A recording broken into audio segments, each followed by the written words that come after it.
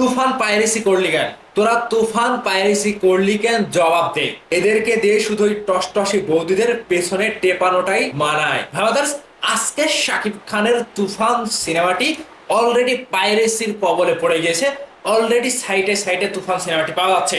এই যে কলকাতার কিছু শান্তির ছেলেরা তুফান সিনেমাটিকে আর ব্যবসা করতে দিল না। মানে আমি যেটা বলতে চাইছি, পাইরেসি হয়েছে হয়েছে ভাই, এই শান্তির ছেলেদেরকে আজকে জাত করে ছাড়বো। আপনারা শুধু আমাদেরকে বলবেন না যে পাইরেসি হয়েছে আবার আপনারা ছড়িয়ে দিচ্ছেন, এটা না ভাই। আমরা ছড়িয়ে দিলেও পাইরেসি হবে ইন্ডিয়াতে, না দিলেও পাইরেসি হবে, এটা কনফার্ম ছিলাম। কলকাতার কিছু অসাধু শান্তির ছেলেরা ছবিটিকে নিয়ে একেবারে লুতু পুতু খেলার অবস্থায় নামিয়ে দিয়েছে। শাকিব খানের তুফান সিনেমাটি নিয়ে যেন তাদের চুলকানিটা থামছিলই না। অবশেষে তারা পাইরেসি করে ফেললো। এই শান্তির ছেলেদেরকে নিয়ে আমাদের কিছু বলার রয়েছে। এই শান্তির ছেলেদেরকে কিছু ঢোকানোর আমাদের বাকি রয়েছে, সেটুকু আজকের ভিডিওতে ঢুকিয়ে দেবো। আপনারা পুরো ভিডিওটা দেখে যাবেন, ভিডিওটা শেয়ার দেবেন যেন শান্তির ছেলেরা দেখতে পায়। আমাদের বাংলাদেশের প্রযোজক পরিচালকদের লজ্জা হওয়া উচিত। কেন বলছে কথা? কলকাতার সাথে ব্যবসা না করলে আপনাদের হয় না, কলকাতার সাথে সিনেমা রিলিজ না দিলে আপনাদের হয় না, কলকাতাতে সিনেমা রিলিজ না দিলে কত টাকা লস হতো আপনাদের। যেই তুফান সিনেমাটি বাংলাদেশে একটি দেশে চলেছে, এখানে কোনো পাইরেসি হয়নি। যেই কলকাতাতে রিলিজ হলো, বিশ্বের অনেক রাষ্ট্রে রিলিজ হয়েছে, 15টা 16টা রাষ্ট্রে রিলিজ হয়েছে তুফান। কোনো দেশ থেকে পাইরেসি হলো না। কিন্তু শান্তির ছেলেদের কলকাতায় ভারতে রিলিজ দেওয়ার পরেই তুফান পাইরেসি করে ফেলেছে। তোদের কি চুলকায়? তোদের ভেতরে কি দমে রাখতে চুলকায়? তোরা নিজেদের সিনেমা একদিন রিলিজ হয়, সেই রাতেই তোরা পাইরেসি করে ফেলিস। তুফান সিনেমাটি এতদিন ভরে পর্যবেক্ষণে রেখে রেখে রেখে পাইরেসি করতে পারেনি, অবশেষে আজকে পাইরেসি করে ফেলেছে। অলরেডি পাইরেসি করে ফেলেছে। তারা ওই যে নিজের মানে কি বলবো, নিজের মাকেও চুপ মানে দাবিয়ে রাখতে পারে না, তারা ভাইরাল করে। এখানে কলকাতার কিছু অসাধু ব্যবসায়ী তারা বাংলাদেশের সাথে চুক্তি করবে, সিনেমাটি কলকাতায় মুক্তি দেবে, খুব বড় বড় কথা বলবে যে পাইরেসি হবে না, পাইরেসি হলে আমরা দেখে নেব, কিন্তু দিন শেষে তারা সেটাই করবে। আমার মনে হয় কলকাতার প্রযোজক পরিচালক এবং হল মালিকদের সরাসরি হাত রয়েছে এইসব পাইরেসি করে যারা, এদের সাথে। তা না হলে যে 2 ঘন্টা 2.5 ঘন্টার সিনেমা চুপি চুপি চুরি করে ভিডিও করা সম্ভব? কখনোই সম্ভব না। একেবারে স্পষ্ট ভাবে বোঝা যাচ্ছে অফিসিয়ালি ভাবে তারা চুক্তি করে সিনেমা হলে পুরো সিনেমাটি ভিডিও করে পাইরেসি করেছে।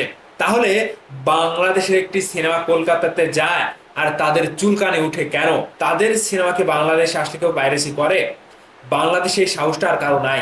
বাংলাদেশের দর্শকরা পাইরেসি করতে গেলে দর্শকদেরকে ঠেকে দেয়, এমনকি কেউ মোবাইল দিয়ে সামান্য ভিডিও করতে গেলেও তাকে ধমক দেয়। আমরা নিজেও সিনেমা হলে সিনেমা দেখেছি, কেউ যদি ফোন বের করেছে তাকে ধমক দিয়েছি। কিন্তু শান্তির ছেলেদের দেশে যেই সিনেমাটি গেল, অমনি তুফান সিনেমাটিকে পাইরেসি করে ফেললো।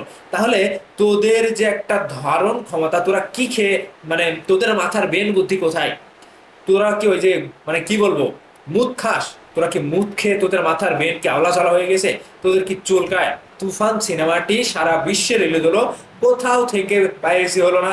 যেই তোদের বৌদিদের কাছে গেল, যেই তোদের মানে কি বলবো 18+ ছবি দেখা, তোরা তুফান সিনেমাটি ভালোভাবে দেখতে পারবে না। তোরা তো ওই যে নীল ছবির দর্শক। সেই জায়গা থেকে কলকাতার দর্শকদের রুচি সম্পর্কে আমার একটা বমি আসছে যে তারা তুফান সিনেমাটিকে নিয়ে যে খেলায় মেতেছে, অবশেষে তারা তুফানের ব্যবসা ঠেকানোর জন্য পাইরেসি করে ফেলেছে। এদেরকে দিয়ে ওই হাল চাষ করাও সম্ভব না। এদেরকে দিয়ে শুধু ওই টসটসি বৌদিদের পেছনে টেপানোটাই মানায়, তাছাড়া এদের দিয়ে কোনো কিছু মানায় না। তো ভারত বাংলাদেশ পেরিয়ে এতদিন ব্যবসা করলো, আমেরিকা, সৌদি আরব, দুবাই, সব জায়গাতে তুফান সিনেমাটি রিলিজ হলো, কোথাও থেকে পাইরেসি হলো না। শুধুমাত্র যে শান্তির ছেলেদের কলকাতা থেকে তুফান পাইরেসি করে ফেললো। এখানে আমাদের বাংলাদেশের পরিচালক প্রযোজকদের একটু শিক্ষা হওয়া উচিত যে আপনারা খুঁজে খুঁজে আর দেশ পান না, ঘুরে ঘুরে গিয়ে কলকাতাতে রিলিজ করেন, আর তুফান সিনেমাটি বাংলাদেশের সিনেমাকে এই যে যেভাবে তারা খেয়ে দেয়। আপনাদের আসলে শিক্ষাটা হওয়া উচিত, আপনাদের লজ্জাটা হওয়া উচিত যে ইন্ডিয়ার সাথে কলকাতার সাথে মানে শত্রুতার দিক থেকে তারা যদি নিজের ভেতর থেকে কলিজা বের করেও দেয় যে আমাদেরকে বিশ্বাস করেন, এদেরকে বিশ্বাস করা সম্ভব না। ইন্ডিয়াদেরকে, কলকাতাদেরকে বিশ্বাস কখনোই করা যাবে না। তার জলযন্ত্র প্রমাণ তুফান সিনেমাটিকে তারা খেয়ে দিল। তো এভাবে যদি চলতে থাকে, বাংলাদেশের আরো যদি বড় বাজেটের সিনেমা আসে, তাহলেও তুফানের মতো অবস্থা হবে কলকাতাতে রিলিজ দিলে। তবে এই যে বাংলাদেশের এবারের এত বড় একটা কমার্শিয়াল বিগ বাজেটের সিনেমাটি থেকে অনেক পরিচালক প্রযোজকদের শিক্ষা নেওয়া উচিত যে আসলে কলকাতার সাথে কোনো সিনেমার ব্যবসা করা উচিত না। তারা যে অ্যাক্টররা রয়েছে তারা অভিনয় বাংলাদেশে এসে করলে করবে, না করলে সমস্যা নাই, কিন্তু বাংলাদেশের একটি সিনেমা কলকাতাতে রিলিজ দেওয়া কখনোই যাবে না।